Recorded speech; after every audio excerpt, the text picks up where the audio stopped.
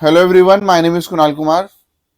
तो दोस्तों, ये जो बिजनेस मैथ्स प्रैक्टिकल की सीरीज है, इसमें अब हम कवर करने वाले हैं बेसिकली डेप्रिसिएशन। तो डेप्रिसिएशन में आप लोगों को पता है कि दो मेथड होते हैं, स्ट्रेट लाइन मेथड और डिमिनिशिंग बैलेंस मेथड। तो आशीष सर आपको कवर कराएंगे diminishing balance method and straight line method. ठीक है, चलो मिलते हैं वीडियो में। Hello everyone. तो आज हम बात करेंगे डेप्रिसिएशन की। तो डेप्रिसिएशन कैलकुलेट करने के लिए एक्सेल में the required fields are cost, salvage value and life. So talking about state length depreciation, we use the formula SLN. So अगर आप SLN टाइप करेंगे Excel में, so you'll see it takes into account cost, salvage and life. So first you need to select cost, then comma, salvage value, then life of the asset. Bracket over, and when you press enter, it will give you the annual depreciation value of the asset over a particular life. So if you change the life or if you change the value over here, the annual depreciation value will change accordingly.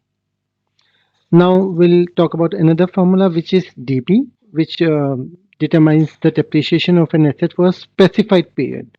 So जहाँ से अगर हम बात करते हैं कि यहाँ पे अगर लाइफ 5 साल है, तो हर साल के एंड में उसकी depreciation अमाउंट कितना होगा। तो we use DB. Now first we'll select cost, then we'll select life, then we'll select salvage, and then we'll select life. Then we'll select the period. In this case, suppose if we want to know कि first year के end में उसका कितना depreciation value होगा, so we'll select 1.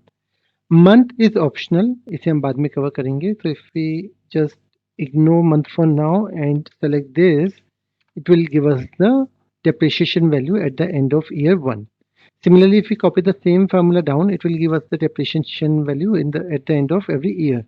So अभी हम यहाँ पे C3, C4 और C5 को फ्रीज कर लेते हैं F4 प्रेस करके, या फिर मैनुअली भी आप डॉलर वैल्यू यूज कर सकते हैं। अब अगर हम इस फॉर्मूले को कॉपी करते हैं, और मैंने जानबूझ के यहाँ पे 6 ईयर लिया हुआ है जस्ट टू शो, बिकॉज यहाँ पे लाइफ है तो 6 ईयर में यहाँ पे एरर दे देना चाहिए इसे, क्योंकि हमारी लाइफ यहाँ पे 5 ईयर्स थी। So if you see at the end of first year, the depreciation value will be 27,500. Similarly, at the end of each year, you will see the depreciation amount over here. At the end of 6 year, it will give an error because the life is 5 years.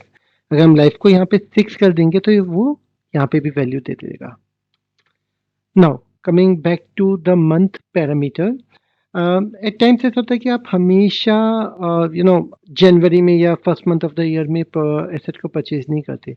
तो suppose आपने asset purchase किया at the end of quarter first, और अभी भी 9 months बचे हुए हैं वहाँ पे। तो इन के this case you will just put the comma 9 over here.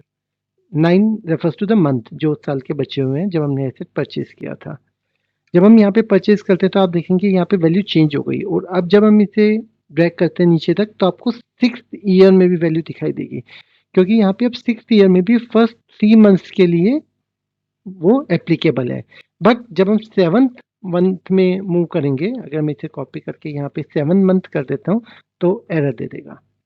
तो अब ये कर रहा है कि फर्स्ट ईयर में ये 9 मंथ्स के लिए डिप्रिसिएशन अमाउंट को कैलकुलेट कर रहे हैं, सेकंड, थर्ड, फोर्थ, फिफ्थ में कंप्लीट 1 ईयर के लिए उसे कैलकुलेट कर रहे हैं, एंड 6th ईयर में वो 3 मंथ्स के लिए कंप्लीट कर रहे हैं। तो that's how you calculate depreciation amount at the end of each year. Thanks.